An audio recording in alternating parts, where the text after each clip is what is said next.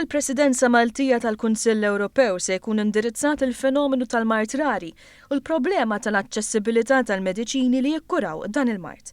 Dan ikkonfermatu l-Ministru Elena Dalli waqt seminar fl-Università dwar is-suġġett li dan l-aħħar kienet ikun suġġett ta' studju u diskussjonijiet akademiċi minħabba d-diffikultajiet partikolari li dawn il-pazjenti jaffaċċjaw. Waqt is-seminar intqal kif il-mart rari joħroġ fil-beraħ mal-ħin tad-dijanjosi tal-pazjent u għalhekk hemm ċans li dak li jkun ma jsibx ħajt ta' kenn. Il-Ministru Dalli spjegat li l-konferenza bejn il-Ministri tas-Saħħa Ewropej u l-Awtorità tal-Mediċini f'Malta se tkun taħt il-patroċinju tas-Sinjura Michelle Muscat f'isem il-Eurordis li diġà għajmet għarfien dwar l-importanza tal-ħarsien tal-pazjenti b'mart rari.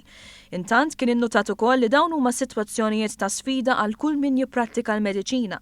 Dan minħabba li f'dawn il-każijiet huwa diffiċli li wieħed jasel x'mediċina għandu jieħu l-pazjent għax ħafna drabi dan ikun l-ewwel każ tat-tip tiegħu li laqgħat tabib.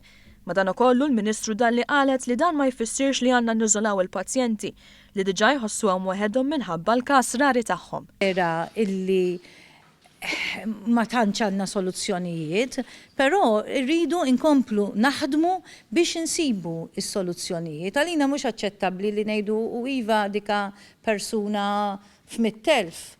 Taqbada, persuna hija persuna jekk għandek bniedma illi qiegħda tbati minn xi ħaġa għall-inqas irid ikollha s-serħan tal-moħħ illi qegħdin nifhmuha u qegħdin nippruvaw nagħtuha s-soluzzjonijiet tal-kondizzjoni tagħha.